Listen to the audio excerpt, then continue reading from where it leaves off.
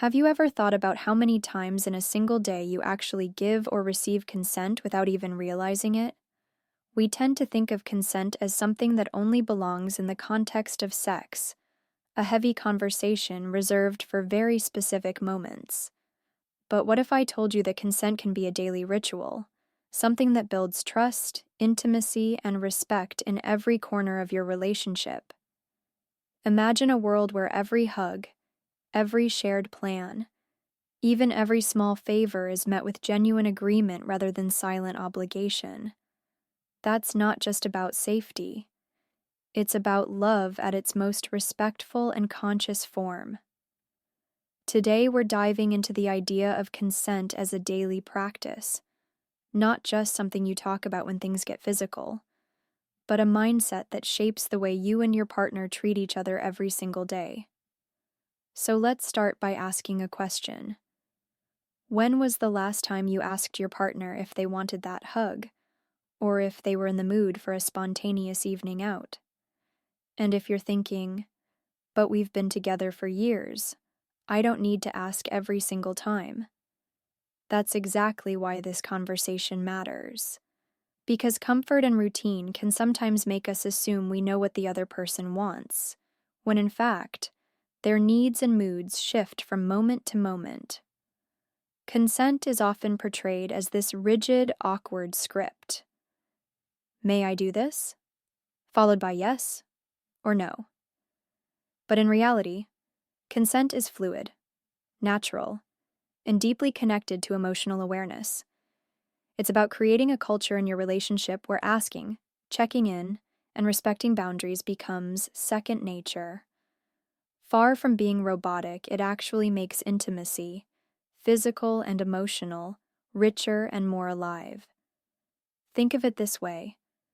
When you ask your partner if they're up for something, whether that's a cuddle on the couch, a walk outside, or spending the weekend with family, you're not just being polite.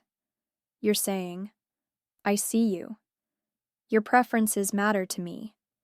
I'm not assuming. I'm inviting. That small shift turns daily interactions into opportunities for connection rather than opportunities for silent resentment. Now, why does this matter so much? Let's be honest. Many of us were raised in environments where boundaries weren't respected. Maybe as kids we were forced to give hugs to relatives even if we didn't feel like it. Maybe we learned that saying no makes us selfish or difficult. And so, as adults, we sometimes carry this discomfort into our relationships. We override our own needs to avoid conflict, or we expect our partners to just go along because it seems easier. But the truth is, love without consent can start to feel like pressure. Over time, that pressure builds into tension, resentment, and even emotional distance. By practicing consent as a daily ritual, you counteract that.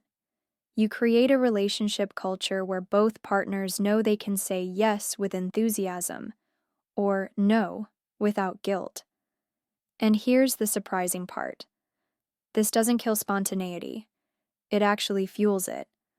Because when you know your boundaries will be respected, you feel freer to open up, to experiment, to engage more fully. Let's look at a simple everyday example. Imagine you're making dinner and your partner comes up from behind to hug you. Maybe sometimes you love that closeness, but other times you're stressed, holding a hot pan, or just not in the mood. If you know your partner will pause and say, "Hey, can I hug you right now?" you instantly feel safer. You don't have to push them away or smile through discomfort. You get to respond honestly, and they get to know you more deeply in that moment. Multiply that by hundreds of small interactions, and you've got a relationship where both people are continuously tuning in, rather than tuning out. Now, you might be wondering, doesn't this get exhausting? Do we really have to ask permission for every little thing? The answer is no, not in a robotic way. Consent becomes most powerful when it's embedded in your communication style. It doesn't always need formal words. It can be a raised eyebrow, a soft, "You up for this?" or even learning to read each other's nonverbal cues and checking in. What matters is the mindset. You don't assume, you invite. Here's another powerful angle to consider. Practicing consent in daily life actually deepens emotional intimacy. When you ask for your partner's agreement before making plans, you're saying, "I care about your energy, your schedule, your needs." That feels so different from just dropping a plan on them last minute or assuming they'll tag along.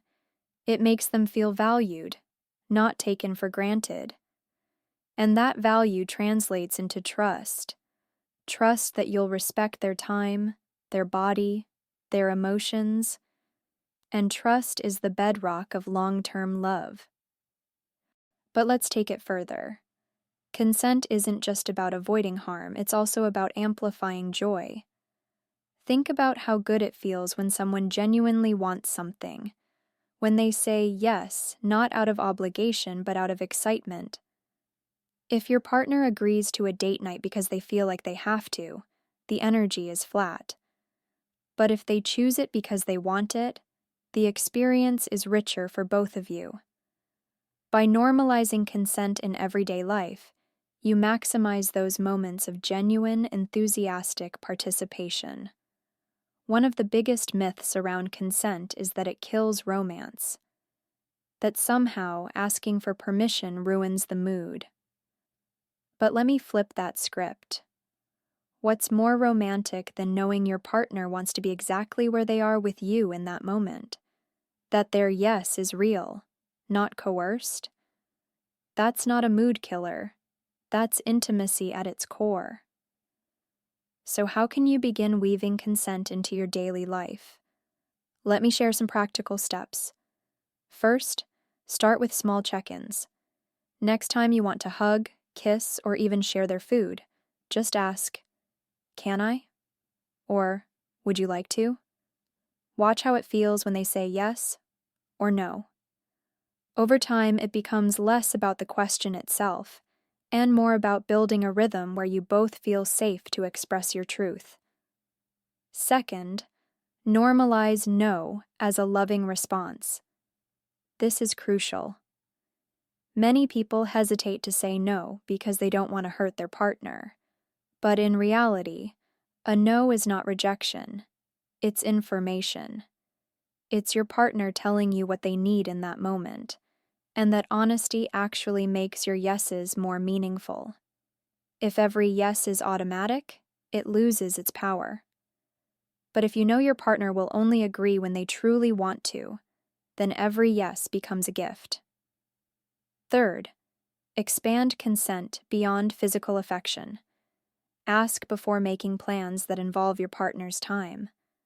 Ask if they're up for talking about something heavy before you unload.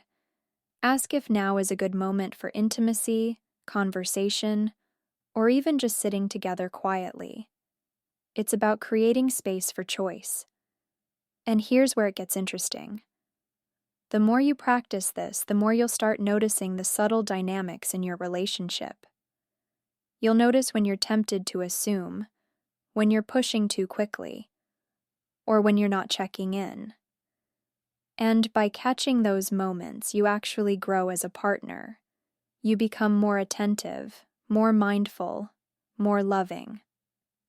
Now, let's not ignore the fact that this can feel awkward at first, especially if you've been together for a long time and you've built habits of assumption. But awkwardness is just the growing pain of change. Imagine the long-term payoff. A relationship where both partners feel deeply respected, where intimacy is safe and exciting, where love isn't just assumed but continuously chosen. And think about this. Consent as a ritual doesn't just benefit your relationship. It benefits you as an individual. By practicing it daily, you also start honoring your own boundaries more. You realize you don't always have to say yes. You start paying attention to your own needs, your own energy, your own desires. And that self-respect naturally strengthens the bond you have with your partner. So, here's the big question to sit with. What would your relationship look like if consent wasn't just something you thought about occasionally, but something you lived every single day? If every hug, every plan, every touch carried the message, "Your choice matters to me." That's not just about avoiding harm. That's about creating love that feels alive, chosen, and free. Because at the end of the day, true intimacy isn't built on assumption. It's built on attention. It's built on the daily choice to ask, to listen, to respect. Consent in this way isn't just a checkbox. It's a love language. It's a way of saying, "I want you here because you want to be here." And when both partners live in that space, love becomes not just safe but sacred. So the next time you're about to hug your partner, make plans, or reach for their hand, pause. Ask. Invite. Let them say yes with their whole heart. And see how that tiny act of respect transforms not just the moment, but the entire rhythm of your relationship. Because love without consent is assumption. But love with consent? That's freedom. That's trust. That's love, at its most conscious form.